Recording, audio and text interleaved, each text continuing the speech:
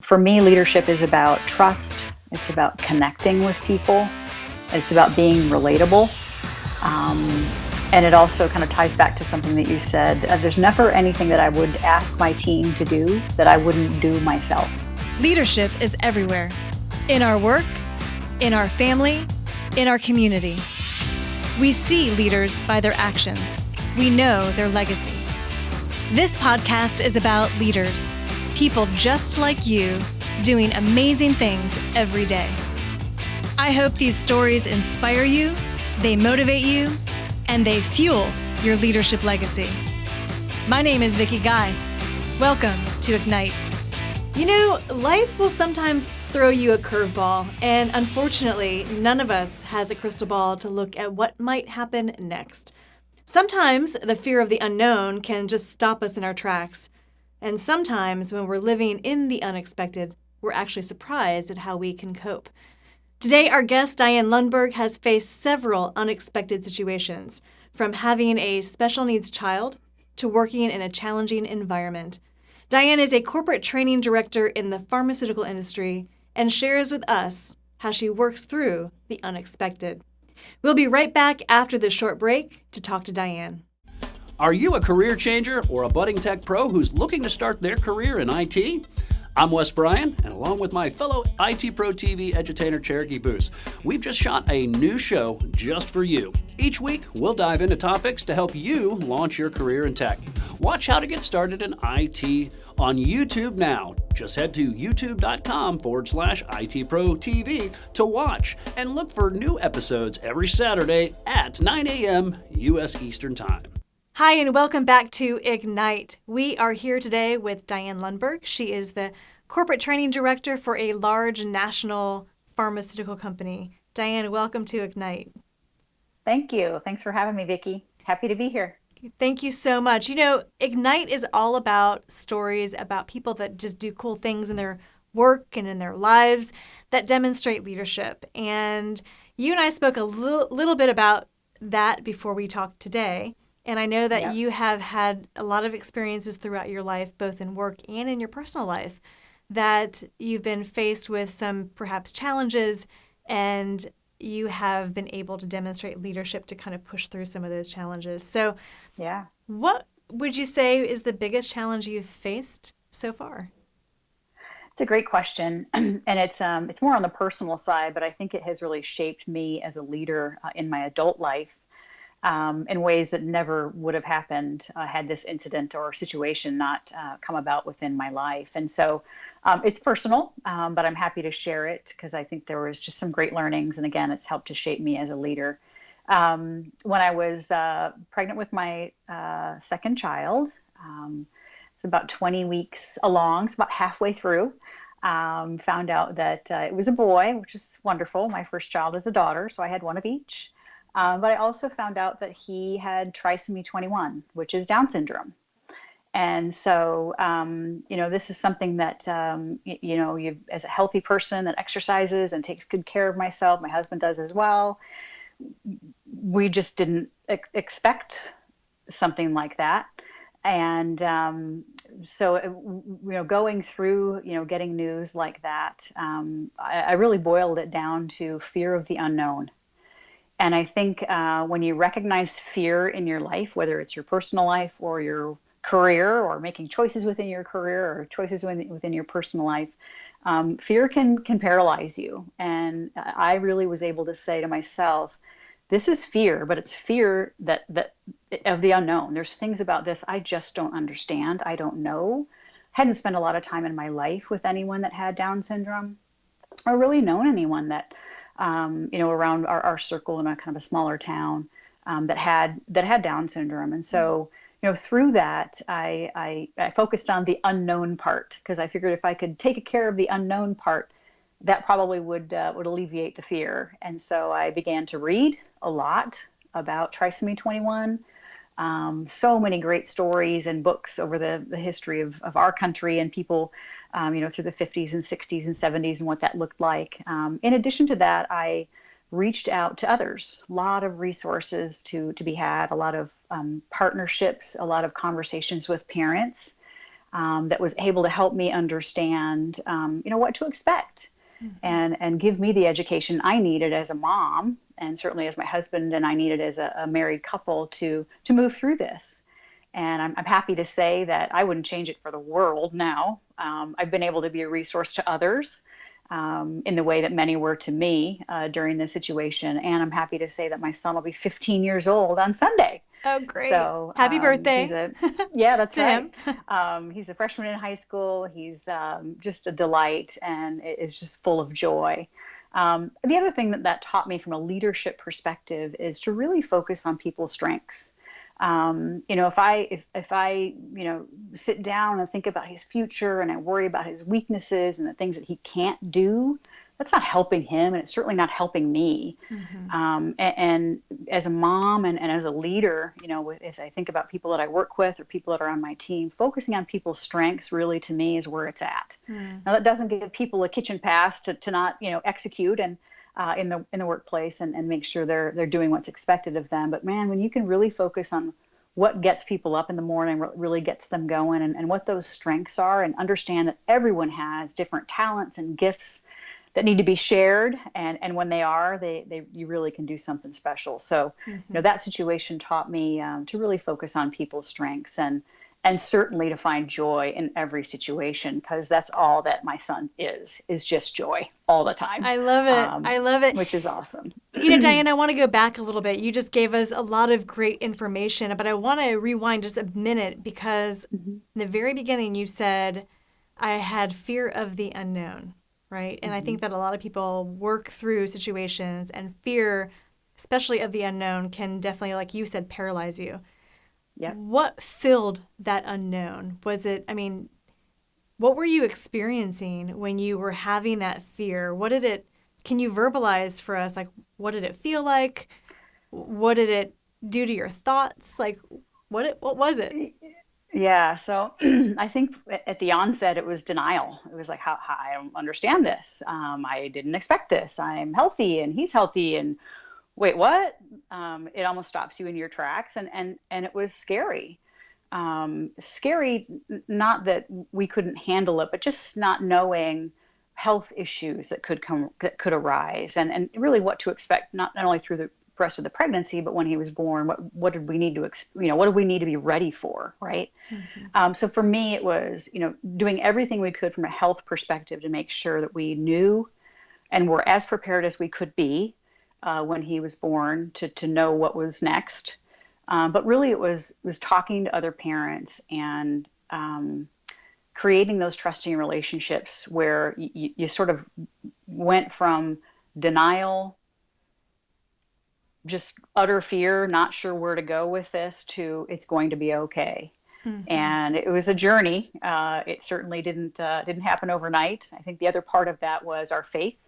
Really helped us get through that as well. And I think the other thing that we had a lot of family members say to us, where I can remember very vividly, you're only given what you can handle, and you were put in this situation for a reason, and it's going to be okay.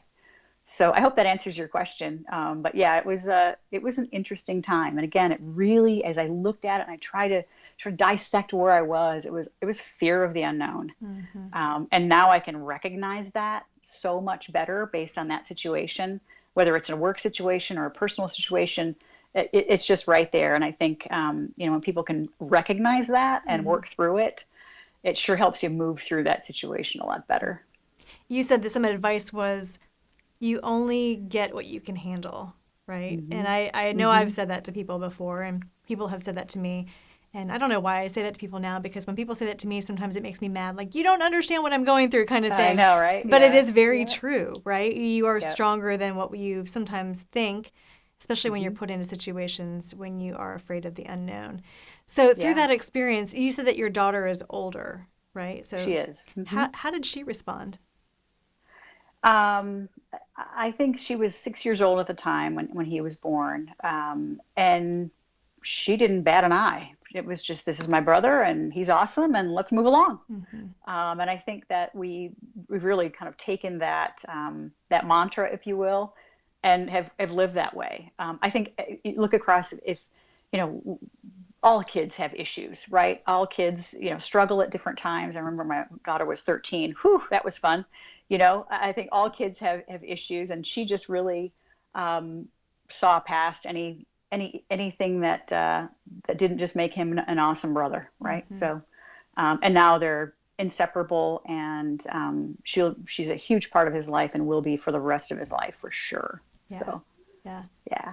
And having a special needs child, I know there are sometimes situations where sometimes things happen that people take for granted, but you probably have faced them head on.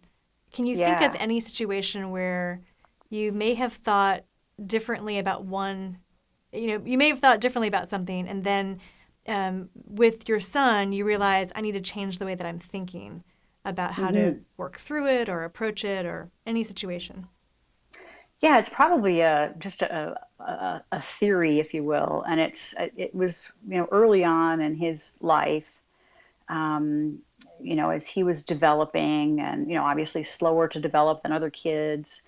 It was comparison, right? Comparing what he could do or what he was doing or what he was like to other kids, and it was very profound to me. I remember it, and it was just a time that I just sat back and said, I need not to do that. He's unique. He has talents and gifts, and he's going to be his own person. And I'm not going to, I really need to try not to compare him with other kids. And as I look at myself as a leader now, supervising and leading others, I really try to do that, because I think that everyone brings something unique to the party, if you will. Whether it's right now I've got a person on my team that's very creative and very charismatic, and puts really is a very creative type. And then I've got another person on my team that is very analytical, very well spoken, and the two couldn't be more different, really. But it really was, I'm not comparing the two of them to say one's better than the other. It's, man, they both have such great unique gifts and talents, and that's what makes this strong. So again, it was that just whole idea of comparing, strengths and weaknesses with him to someone else. And I think I'm cognizant of that, more cognizant of that now than I was, had that situation not happened. Yeah. So two things you brought up so far. One is recognizing people's strengths and being able to leverage those. And it sounds like you've been able to bring that into the workplace as well. And then also looking at the differences. I know that diversity and inclusion is a topic that's pretty hot in corporate America anyway right now, and for good reason. There's a need for inclusion and making sure that everyone's voice is heard. Tell us a little bit about your role in work. I'm kind of shifting gears a little bit. I want to take those lessons and talk about how you apply them in the workplace. But first tell us a little bit about your role in your company. So I work with a team of 3 people, and we develop training and developmental opportunities for a team of 50 plus people that help practices and patients get access to products. In many cases, in biopharma, it's not like a prescription world. It's more of a product that needs to be reimbursed in the practice. And so we really help offices to allow that patient access. And so I train a team that really works one-on-one with providers to do that. So we develop a lot of content. We provide a lot of facilitation, do a lot of developmental opportunities, which to me is a little bit more strategic. Training is more like tactical stuff. We have a very highly skilled, high-performing, very smart team. And we work very well together. We have a very very diverse team, and it's fun.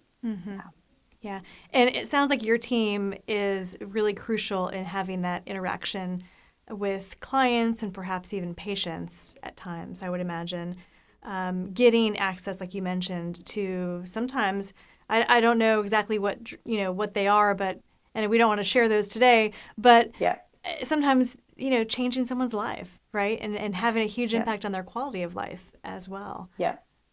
I think that we don't interact with patients, but we do definitely with providers. And I think that, as the healthcare market changes, providers and and staff are challenged more and more and more to do things differently. It's like doing, more with less. Like we all are challenged to do that. And I think providers certainly are facing that in many cases. And so, we help them to put together processes and practices that help patients get access to those products. Understanding what payers will be looking for that patient to be on the product, et cetera. So, we really help practices be more efficient. Mm-hmm. And just for our listeners, want to remind everybody that we're talking to Dyann Lundberg. She is the corporate training director for a national pharmaceutical company. And Dyann, you have been telling us a little bit about, not just your role, but how some of the lessons you've learned in raising your son, who has Down syndrome, is now 15 years old, how some of those lessons have translated into the workplace and have created, maybe not created, but have had an impact on your leadership style and how you develop others. Can you share with us what that's been like, how that has translated, how does it play out for you in your role? Yeah, I think first and foremost, when I think of, learning that he had trisomy 21, there will never be anything in work that will challenge me more than finding that out. So I know that, and the inner strength I've built from raising him and being a part of his life is, I can't describe it. It's just amazing. And it really has helped to shape me in who I am today.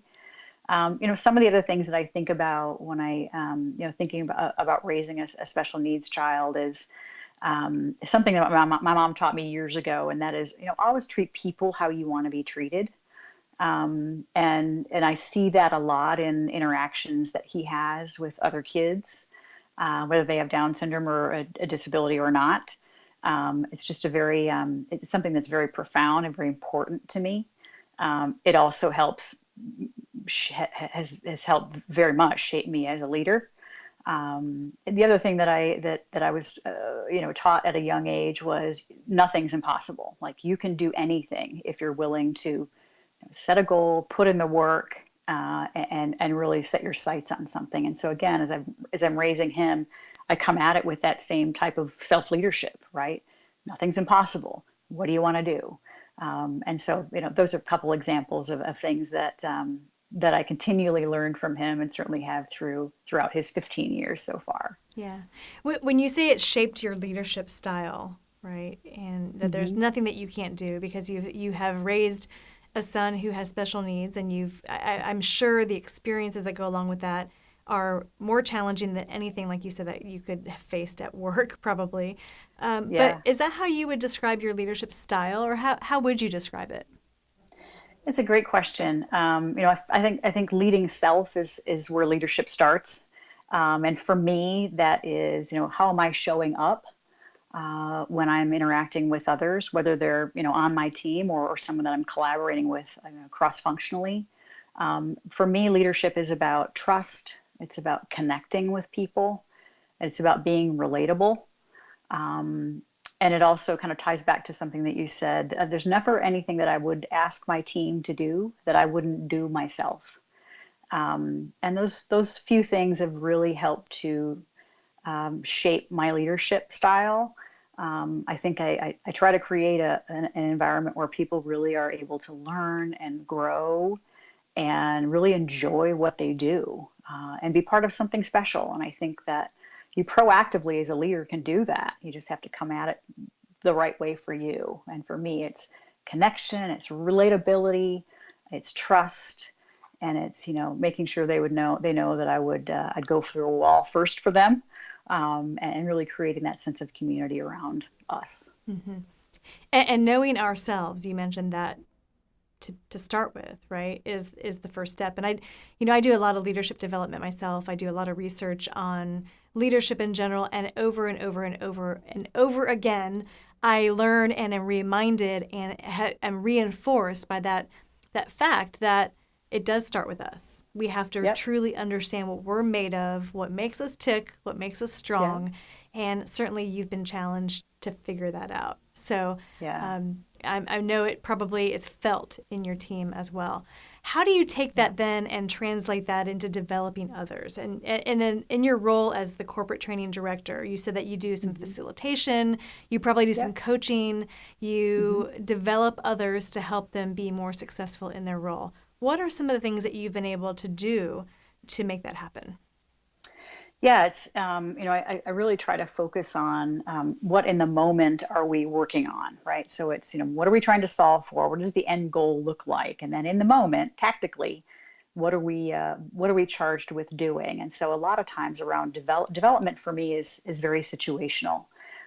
So I might have a person that comes to a situation and if you think of a new hire into a new role, right? That person is super excited, they're committed, they're motivated. But if you look at it from the competency lens, they're not competent, right? It's a new role. They might have transferable skills that come over, but when we say you've mastered that role, that's not the case, right? So it's where are they from a competency level? And so I look at those two things, and it's commitment and competency, and where is it within that situation? And then I am able to coach to, do they need direction? So if I use that new hire example, that person needs direction, right? They need to understand what's expected of them and what good looks like, and modeling good behavior and all of that stuff. Or is it a situation where maybe it's a person that's been on the team for a while that's kind of losing that commitment, losing that motivation, but it's very competent. So in that situation, then you give support, right? You try to understand where they're at, meet them where they're at if you can, and support them along the way. And a lot of times you can find their past experiences will help bring that motivation level back up because they've done it before and they did it well before, and you can just kind of support in reminding that. So again, I look at kind of those two things. Are they motivated? Are they committed? And then, on the skills side, are they competent in what they're doing? And then I can lead better to make sure that we're aligned and that I help get them to where they need to be. So yeah, we do a lot of different coaching. I think the other thing that I really try to do with those that I work with is listen so that I can hear and not listen to reply. And that doesn't always happen. It's a challenge, I think, for all of us, but it certainly is something that I do try to be aware of and really try to listen to hear to make sure I really understand where they are and why they're there. And that, again, will help me provide the appropriate direction or support depending on what their needs are. I was talking to somebody just the other day about what you had mentioned about, we bring people in, they've got those transferable skills. But if we don't provide them with a support in a new role, they fail and we wonder why, right? And it happens all the time. We think we're bringing in a rock star and we're like, what's going on? Why aren't they doing what we think they could do? So I love that fact that you look at both parts of it, just, not just their capabilities, but are we providing support where somebody is today in the role? So that's really good advice for everyone to keep in mind, for sure.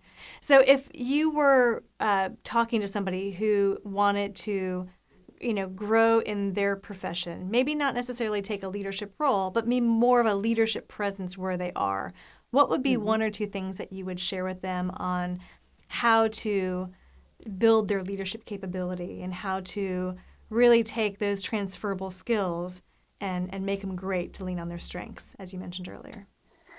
Yeah, I think so many times I'll go back to fear of the unknown, because I think when you kind of step out of what you're doing and you take on, whether it's a big project, maybe it's not taking on a new role, but it's definitely a project that maybe you don't have a ton of competency around, but you're excited about it, know that it will work.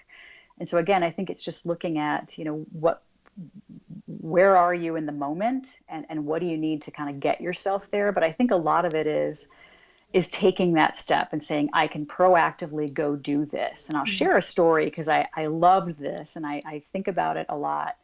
And use it in my own thought process, whether it's I'm making a decision personally or making a decision from a career perspective. And I have a leader that I work with now. About a year ago, he was speaking on a panel and was talking about, making a decision or like we're talking about, a decision to kind of take on more leadership responsibilities, or maybe it's a personal decision that you're making. It's a big one. or a career change. And he was talking about, think about those pros and cons of what you're trying to decide around and try to get yourself 51% there. If you can get yourself 51% there, then you can work with something. Then you can go back and say, okay, what of the 49% is holding me back and why? And you can really get granular and get some clarity around what is that thing or things, what are those things that are making me, not be at 70 or 75%? And can I work through those? And is there something in there that is fear of the unknown that I'm not sure about a couple of things? And so I just thought it was great advice, and I just loved it, and it's something that I think about a lot. I think about it when I'm leading others that aren't necessarily my direct reports, but I see somebody new in a training manager role. Got a couple of people that I work with now, and I see them kind of taking on these extra responsibilities and just going head on. And it's so cool because I think that, they have moved past that 51% and gotten themselves there, even though they don't know everything they don't know. But they pushed themselves past that and really found, what it was that was holding them back. And you just see people flourish and develop into it. It's amazing. So I hope I answered your question. I really wanted to share that because it is something that I really think it's profound. It was profound for me. And I think it's just a great thing to think about. Yeah, that 51%. And then what's the rest, right? Like what's going on, the other part of it. And I also think that pushing through those sometimes, I'm going to just kind of pick your brain here about this. Sometimes pushing through, we don't necessarily take the time to reflect, right? Sometimes we're so focused on getting the work done, getting the job done, meeting our goals that we kind of push through. But there's been a lot of research recently that says, maybe not just even recently, but over time, that says reflection is a really important part of leadership, and that the more time we take to reflect, the more powerful our leadership skills become. And so has there been a situation where you've seen somebody on the flip side kind of push through with so much confidence and so much rigor that they haven't had a chance to reflect on, where they're going? Have you ever experienced a situation like that? Yeah, I've done it myself. Okay. Do you mind sharing? No, not at all. I think, taking on a big project where, again, I was more than 51%, but there was still that piece that I wasn't completely sure of. And I think that as I think about moving through that project, it was, pedal to the metal, a lot of just a lot of extra sort of work on top of your day job, if you will. And I think that I feel like the project went very well, and I think the folks that I was aligned with for the project would agree. But I think within this situation, I didn't have a ton of time to reflect back to say, what would I have done differently if I had just a little bit more time, or if I had done this, if this situation was different. So I think, it worked out just fine, and it was a great learning opportunity. But I think because we work in such a fast-paced environment, that reflection sometimes goes by the wayside. And so that was one that was profound for me. And I'm challenging myself to take a step back when I take on things that are in addition to my day job, and make sure that I am reflecting to say, how is this going for me? What else can I do better? Who else can I engage to make this even better? So I hope that answered your question. It did, absolutely. And, that fear of the unknown, getting to that 51%, pushing through, but taking some time to reflect, I think are all really good points. So Dyann, thank you so much for being with us today on Ignite. After this short break, we'll be back with some final thoughts. Have you subscribed to TechNado? In each episode of this weekly podcast, hosts Peter, Justin, and Don recap the week's top tech news, helping put things in perspective for IT professionals. From new hardware previews and software releases to zero-day exploits and data breaches, you'll be up to speed on the tech world. They also interview IT experts from around the globe, giving you a look inside some of the world's largest and most innovative tech companies. Finally, TechNado recaps major tech conferences, focusing on how new product announcements impact you. Watch and subscribe at itpro.tv/podcasts. Welcome back. Knowing yourself Your strengths, your limitations, and understanding what that 51% is that is holding you back are all the ways that we learn from Dyann on how to push through the unexpected. Thank you for joining us on Ignite. From all of us here, we'll see you again next time.